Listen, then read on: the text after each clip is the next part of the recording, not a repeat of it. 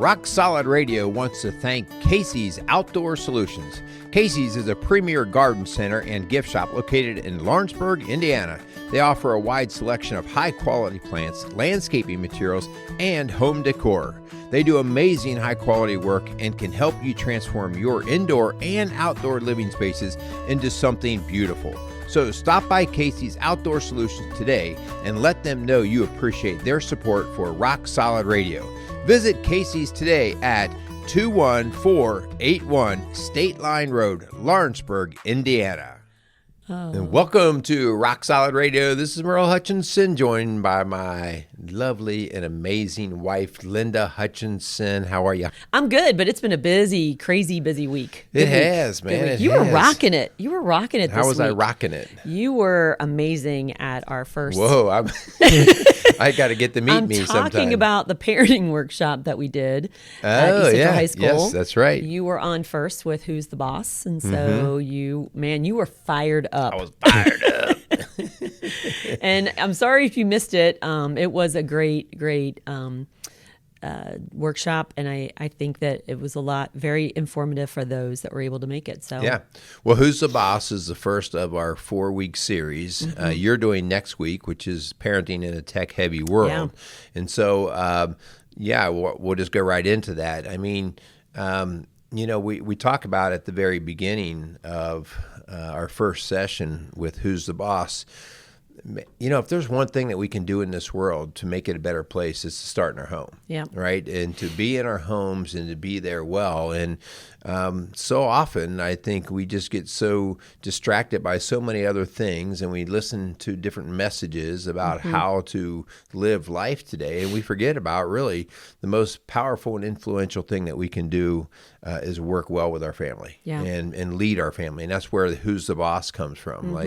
If there's 5 people in today's home, all 5 think they're going to lead. And it gets messy. And so, and as we've said, even the Hutchinsons struggle with these problems. Sometimes. They're all part of it. So, yeah. But it is something that we have to grab hold of. So those are going to be the Wednesdays in September as we continue, 7 p.m. to 8:30 over at the Performing Arts Center at East Central High School out in St. Leon, Indiana.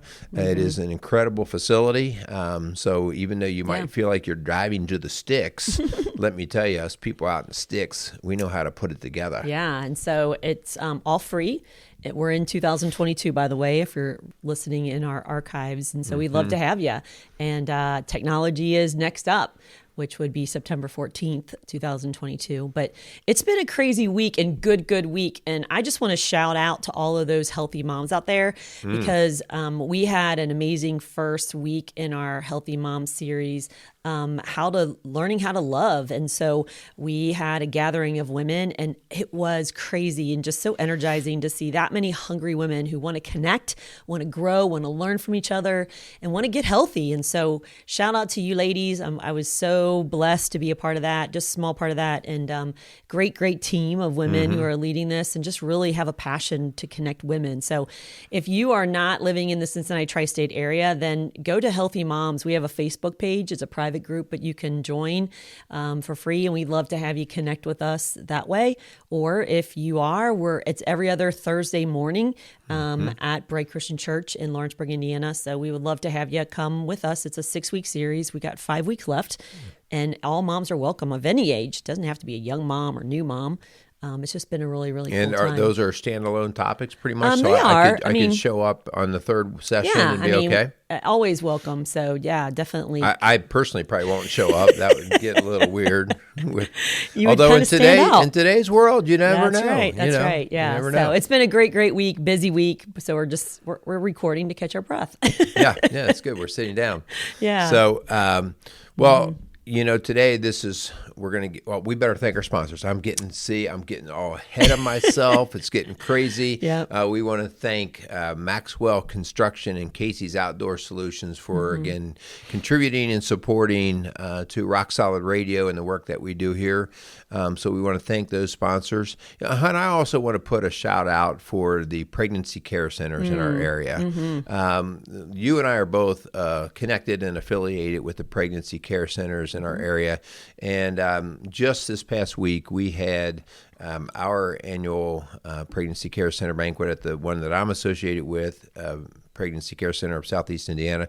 And you have yours with Reach Out Pregnancy Care Reach Center. Out Pregnancy Care Center is having their annual partnership banquet on October 4th. And so both of those are places that really celebrate and promote life and encourage healthy families. And so we are connected there. We volunteer and support, and you're president of the board of the PCC. And so we just want to pour into places that are about healthy families as well. Right. And I bring this up because, I think sometimes the people just aren't even aware of the pregnancy care centers. And it is an incredible resource. People act like, they're only there to protect the unborn. And that is definitely part of what they do. But they're there for families. Oh, yeah. I mean, they are there. And they're an education center. They're education. They're a medical facility in the sense of just testing and healthcare.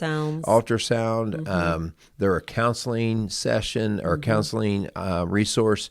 So they are so many things there. And I think if you don't know if you're not in our area, if you don't know about your pregnancy care centers, look into them because they're an incredible resource, and get involved, man. It's a great place. I will tell you that, and I know for ours, and I'm sure it's for yours too, that we get a lot of calls not knowing that we are celebrating life and want to promote life, whether it be by having the baby or through adoption, right? Or walking alongside you as a single parent or sometimes in a relationship. And so they'll call, and they're abortion-minded clients. And so our goal is to walk alongside those women and help them in whatever area they're looking for, but to honor and respect life. And so that's our goal. But it's just been a beautiful blessing to be a part of this movement of celebrating life and just helping walk alongside moms, regardless of how that pregnancy occurred. Right.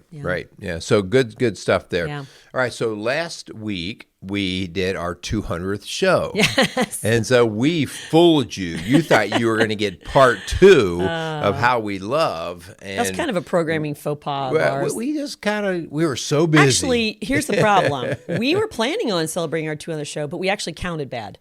Yeah, we counted so bad. So maybe our numbering was wrong or off or something. But when we started talking about how we would do How We Love, we were originally thinking one show. We started talking about we can't cover this in one show. Yep. So anyway, you know what? It just all got messy. But we're still here. We're still alive and kicking. So now we are actually going to cover part 2 of How We Love. And so our first week, we were talking much more about just some of the impaired love styles, the things that get kind of messy, and we'll go into some of that. But hon, you actually were the one who got triggered first on this, okay? And so how did you come into all of these impaired loving styles and then healthy loving styles? Yeah, so we have been working with clients in our office for 4 years, and you and I have been working with families and couples for decades. And so we love to get new resources. We love to get connected to things that are working well, right? And so one of the newer resources that I've really tapped into and used in the counseling room, the coaching room, is a book called How We Love.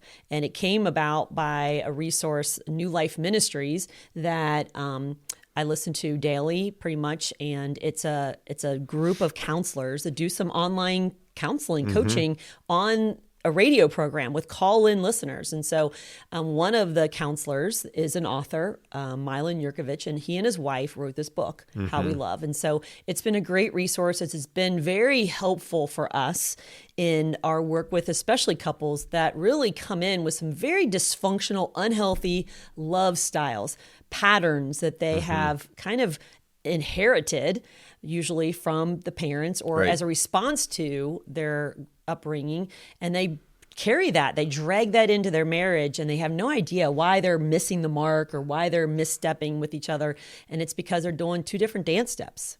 when you think of a love style, I mean, think of it, as a lifestyle, in the sense of a lifestyle is something you get used to living over a period of time, and it just becomes the lifestyle that you're comfortable with. It's what you know. And the first time you kind of really discover that other people have other lifestyles is when you get married. Yes, that's true. And you go, you put your toothpaste there, you do this, you have different ways that you go about doing simple things in life that you never questioned, because in your family, this is how you just always did it, right? And love's a lot the same way, and just how you have relationship and interact.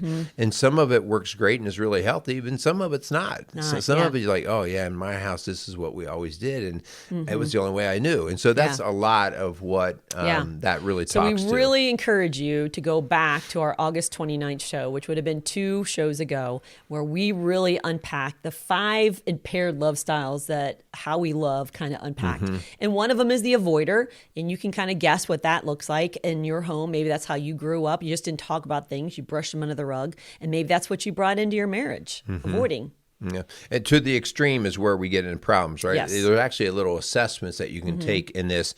And, you're going to check some boxes probably on all of these areas, but it's kind of the one that's most significant, the one that you check the most boxes on. And the other one, the next one, the people pleaser, that's where I ended up checking the most boxes. And, a lot of that has to do with personality. A lot of it has to do with just your lifestyle that you were brought up in, where, I just didn't like a lot of conflict, didn't like yelling and screaming, and so I was just going to go ahead and be the good kid and do the things the right way. And sometimes you end up not always doing the right thing in the long run. And it works for a while until people aren't appreciative of it, or you feel like you're getting used or abused. So the people pleasing, avoiding. The other one that we've talked about in our last show was the vacillator, which was I kind of refer to that as a tool in the workshop. It just sounds like a tool in the workshop, a vacillator. But it really is like stirring the pot and really never being happy. Like you idealize your marriage or your relationship so much that no one can ever measure up. People walk on eggshells around you, right? You're never really satisfied. And there's always something going on. And so that's a very unnerving, unhealthy love style.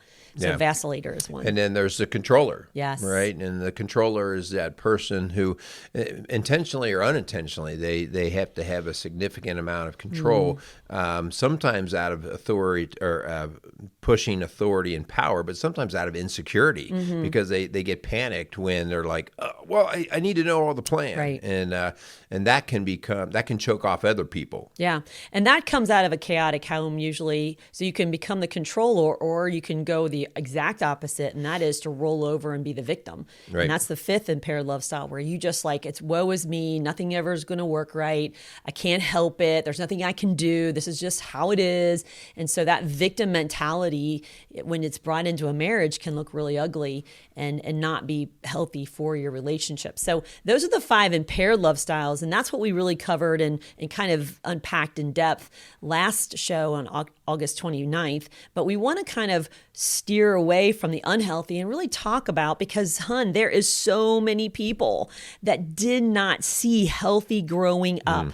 And what does healthy look like? And we really want to go to the Bible to find out, like, what does God want us to do in love? Yeah, so 1 John 4:11-12 says, "Dear friends, since God so loved us, we also ought to love one another. No one has ever seen God, but if we love one another, God lives in us, and his love is made complete in us." And so, we've talked many, many times about the word love, and we love pizza and we love people, right? We all, and so in our language, in English language, we kind of use and abuse loosely the word love, but it's just so much more than that. It's sacrificial, it's caring, it's actually empathy in terms of looking through somebody else's eyes. So there's so many different components to it. So it's much more complex than just saying, do you love me or not? Right. There's a lot of facets to it. And in the Greek, there was actually 5 different words for what we call love, and the different kinds of love, whether it be brotherly love or erotic love or unconditional love. And so, but we don't want to really get into Greek today. We want to talk about, what does healthy love look like, whether it be in your marriage or other relationships. And so, Hun, give us one where we got to make sure that it looks like this. Yeah. So, and we take this for granted. love has to be safe and secure. Yeah. In other words, it has to be a place where you can kind of be yourself, where you don't feel like you're going to be attacked. And even in good marriages, we see a lot of attacking going on. Yeah. And we see a lot of avoiding going on because we're afraid we might get attacked. And so we see these things that we go, well, I'm married to this person. So when we're talking about safe and secure, we're talking about being able to be who you are, right? But your spouse be who they are. Right. And then, again, it doesn't mean you always stay exactly who you are. But Or you, get along all the time. Right, but you honor and respect each other in that process. And that's actually so often, hon, when you see people who are married for a long time, they say like, well, we've almost kind of become the same person because they just get each other and Yeah. they answer the call of each other just because they understand, what that other person needs. Yeah, and it's weird that you said that, like, you don't even think about it until you're not in it. Yeah. And that's what we've had walking through our door a lot lately is almost to the level of abuse. In some cases, it is abuse, where that person feels fearful and scared and, Right. and unsafe, and so they're coming in shaking, literally, Yeah. physically, because they don't feel safe and secure in that relationship. And so that's a warning sign that you're not in a healthy relationship. We want you safe, secure. We want you respectful. Does that mean we always agree? Because Merle and I don't always agree, but we're respectful. I'm not answering that one. I'll get that one wrong. No. But we're respectful toward one another. We have moments of disrespect, but the overarching theme is we respect and love one another. Yeah. Well, so the word abusive comes into mind, right? But it's the safe and the secure because there are lots of different areas to this one. It is the physical safe and secure, but it is the emotional, it is the psychological, it is the spiritual. And so when we get off kilter here, that's when terms like the controller or the abuser or the abused, the victim, that's how those come into play. So Yeah. Great point there. Okay, give Yeah. me another one that I know that I have to have this to have good, loving relationship. Yeah. Well, this one, I've got to actually, we were talking about this in our Rock Solid Marriage. I want to include this because, again, going into the emotionally abusive relationship, if it's not reciprocal, if it's not mutual, then it's not love. So in other words, if one person's kind of controlling it and the other person doesn't feel free to make choices or decisions or have opinions, then that's not love. Right. Okay. So it cannot be just one-sided. It needs to be mutual and reciprocal and free to speak your mind, even if, again, you disagree, but that you're not fearful or feel unsafe to share how you feel. Yeah. And that's a part of healthy love. Yeah, that's good, and that's tough, right? Especially when you don't feel like you're getting your way. Yes. And we all kind of want our way, but the idea that we hear each other out and we have the give and take, Yeah. right? Another part of this is that predictability of consistency. That the idea, like when we talked about the vacillator, Yeah. One day they're happy, one day they're yelling and screaming, one day they're demanding, one day they're a pushover, and it goes back and forth based off of mood or emotion or so many other insecurities that come into play. And so it is the consistent inconsistency that drives people crazy. And so there has to be a healthy, consistent behavior. In other words, I kind of know some basic patterns that my spouse has and that I have, and I can come to rely on those. And even if it's a negative thing, like even if there's a behavior that my spouse has that I don't particularly care for, I know what it is, and I can go, okay, well, she's upset about this, Yeah. or I get it because I've seen this before. It doesn't mean it's like a terrible thing. It just, I get it, but it's that lack of predictability. It oftentimes, Hunter, it reminds me of the severe levels of like when we have the bipolar personality, Yep. where, one day they walk in and we have this high level mania going on, and then the next level or a day of this deeper depression, and you'll hear people say, I never know what house I'm going to walk Yes, into. I was just going to say, I never know which husband or which wife I'm going to get. Yeah, that's very inconsistent. And I don't want to skip over the whole kindness thing. The way that you speak to one another not only respectful, but kind. And so if you're in a crowd or with a group of people and you're throwing each other under the bus, or you're getting, your sarcastic tone is getting great laughs, but your partner feels like, wow, that was kind of cruel, then that's not love, okay? And so that's manipulation, that's gaslighting, that's coercion. So be very careful in your words. It's not funny if your partner feels hurt by that. You know, we used to be very sarcastic with one another, and it got great laughs when we were teaching and presenting, but it wasn't very kind and respectful. And, you know, I'm glad that you bring up the sarcasm, because probably, I don't know, 80, 90% of the time you can pull it off, right? You're in the right mood. You're in the good place, and it was funny.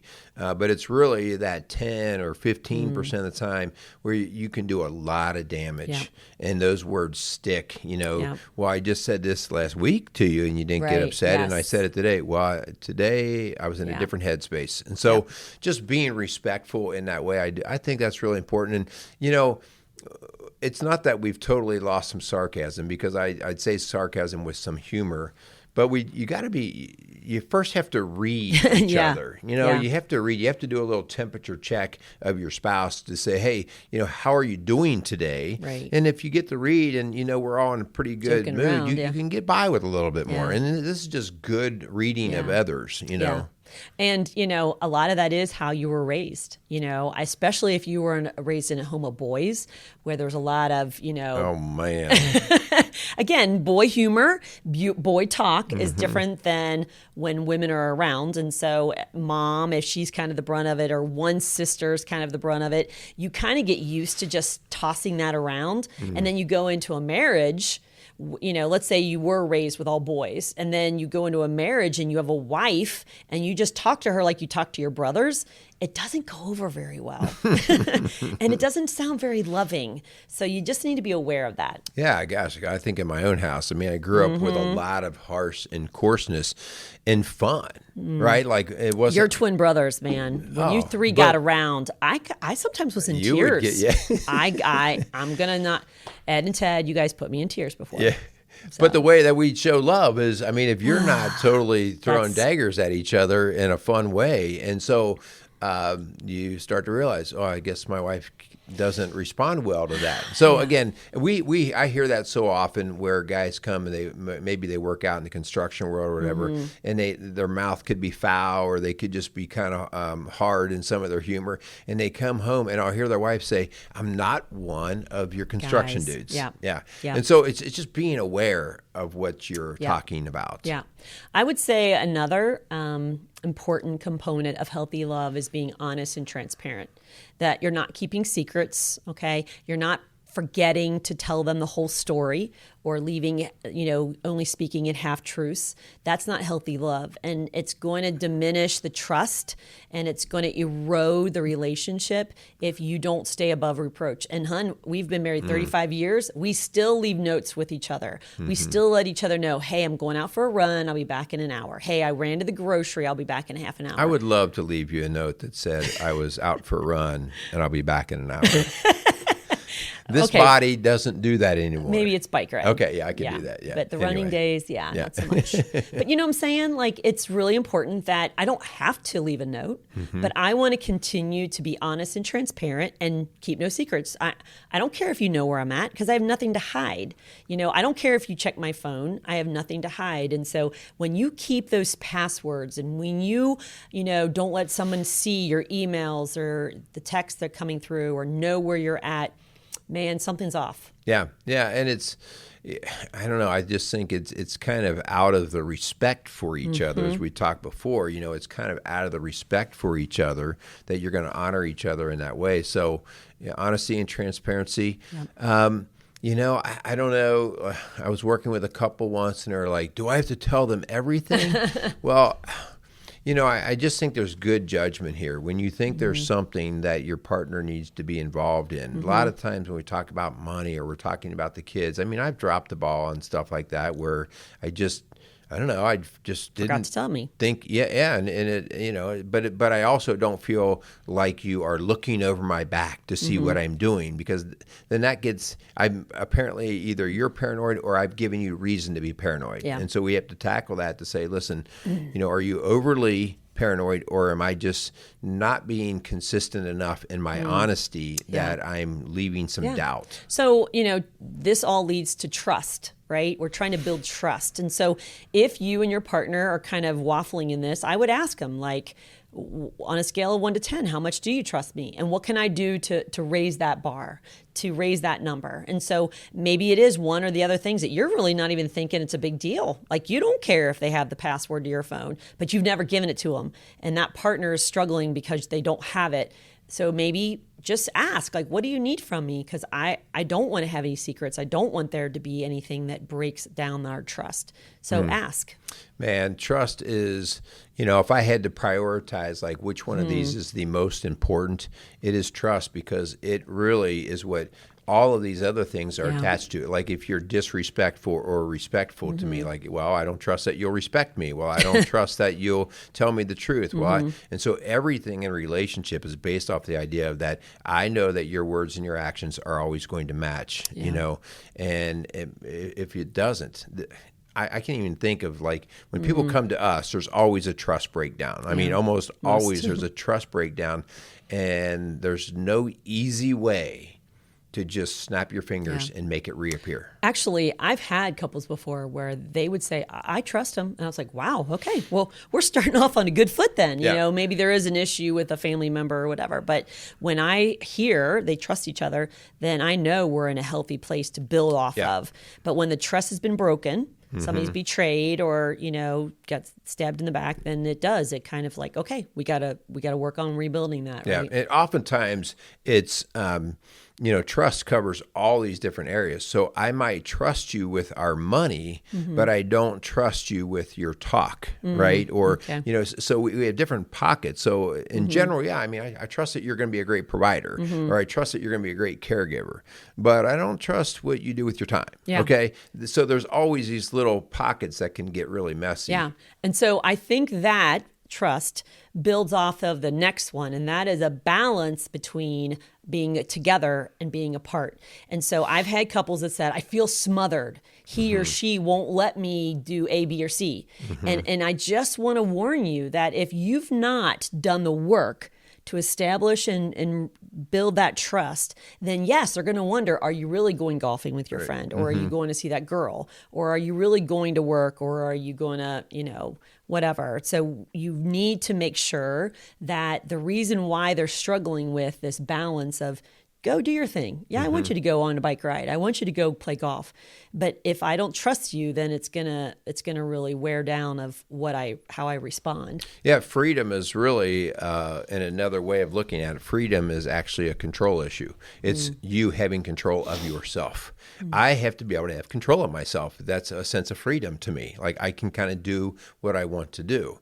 And still freedom within that marriage, within our relationship. So you have to have a sense of freedom or control of things that you want to do. I have to have a sense of freedom in my world as well.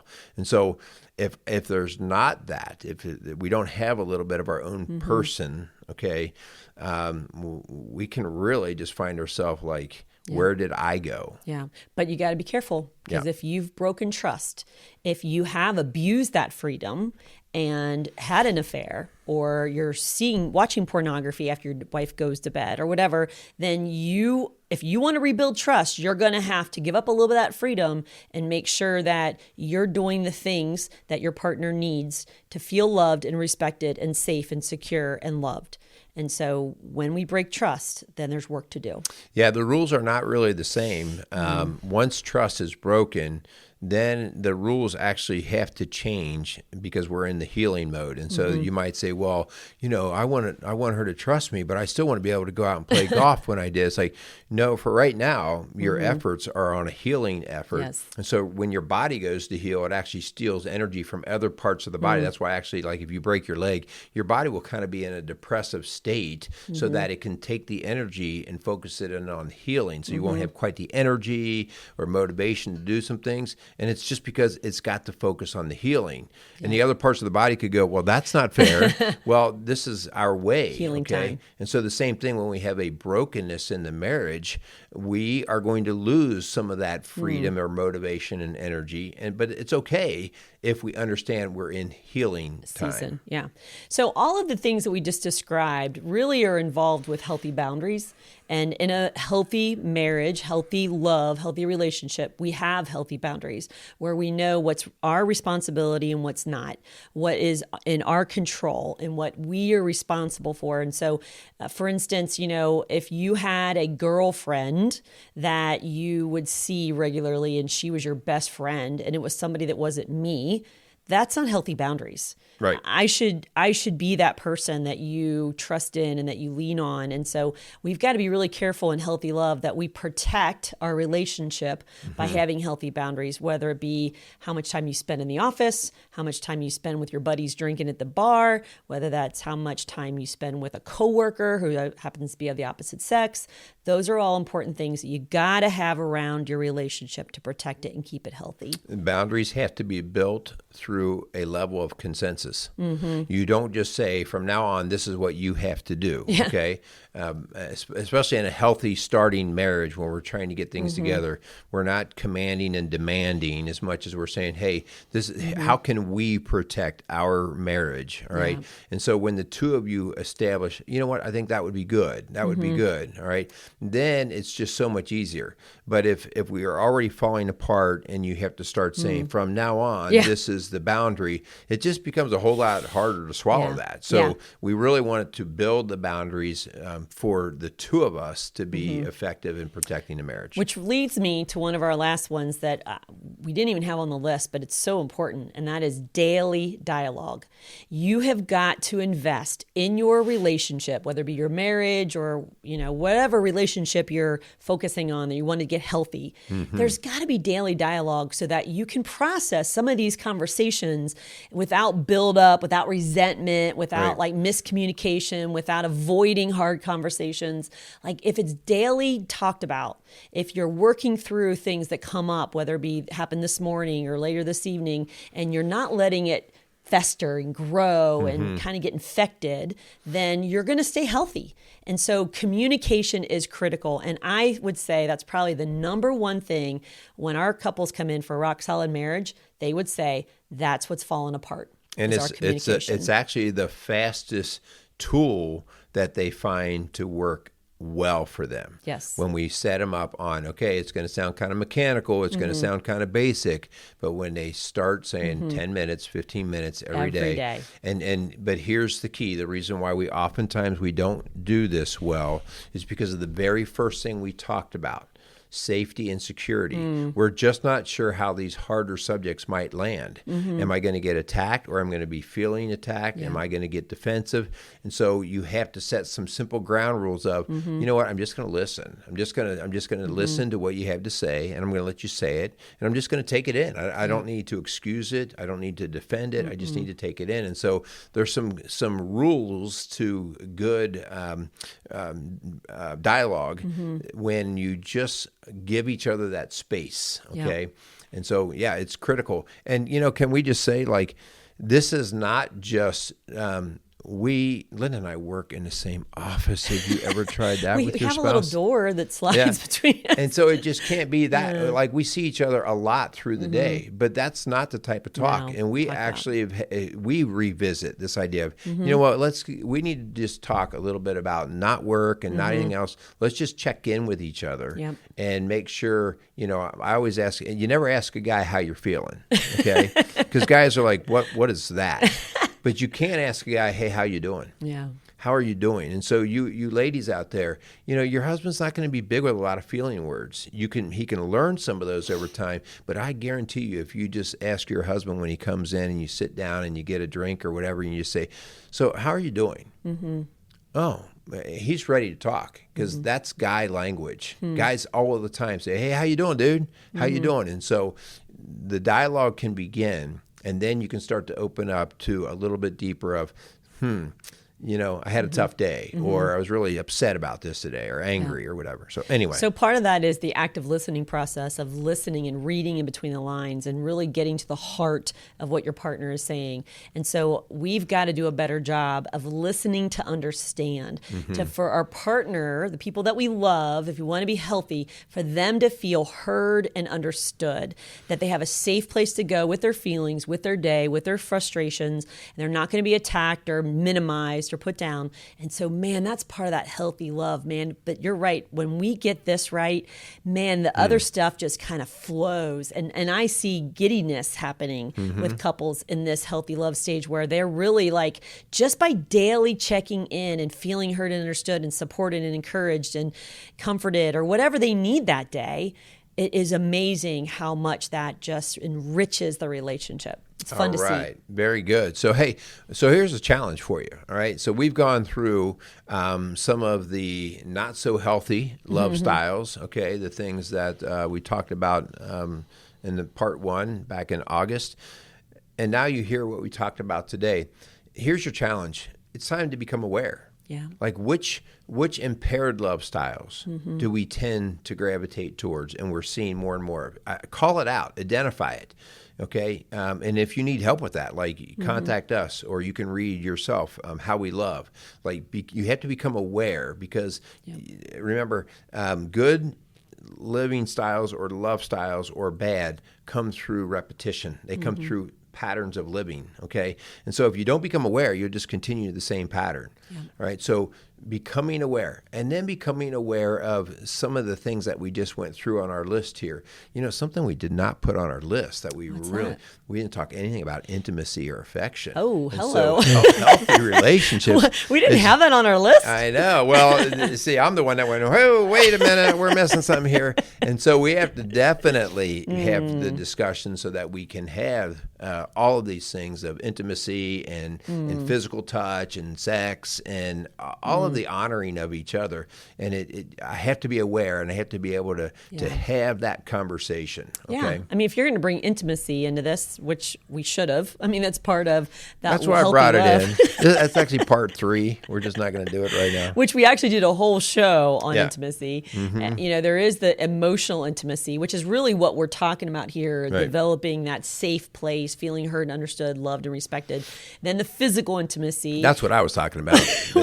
Which really comes, honestly, when we feel safe, when we feel heard, when we feel supported. Then it draws us into that physical intimacy. But honestly, on the third intimacy, which is the critical for us, we believe at Rock Solid Families, is the spiritual intimacy, that there's oneness, one flesh, and we've done a whole show on that where, Christ is our center. He is our foundation that we are building our marriage on. Rock Solid Marriage, which is our online coaching program, our 10-week, 7-step online coaching program that we do for couples, is all about building on that foundation of Christ and how we get healthy. And so if you're interested in Rock Solid Marriage, give us a call at 812-576-ROCK, 812-576-ROCK, or you can reach us on our website at rocksolidfamilies.org.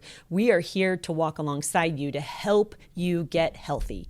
That's what we're here for. All right. So we want to thank our sponsors. We want to thank Casey's Outdoor Solutions and Maxwell Construction for, again, continuing to be behind us. We also want to thank all of our supporters and contributors, whether it's prayer, whether it's encouragement, whether it is finance, whatever it is, we greatly appreciate you guys and help us continue to get these types of messages out. This is how we actually start to change so much of we see that is not healthy in our love styles, in our families, and so on. So we just want to, again, I messed this up really bad last time. You did, the last couple of times. If you did not listen to our 200th show, I want you to listen to the whole thing, but just for kicks, fast forward to the very end, and you can just watch me fall all over You've only myself. done it 200 times. You want to try it again? I'm nervous now. I'm nervous. Do it. All right. So thanks again for listening to Rock Solid Radio, building a stronger community, one family at a time. Make it a great day. Bam! Way to go. On that the was first try. One hit. All right. Very good. Rock Solid Radio wants to thank Maxwell Construction, who has been our sponsor since the very beginning. For over 30 years, Maxwell has delivered the highest quality projects by holding to their core values of customer satisfaction, positive attitude, respect, and excellence. So if you have any kind of commercial construction need, give Maxwell Construction a call today at 812-537-2200.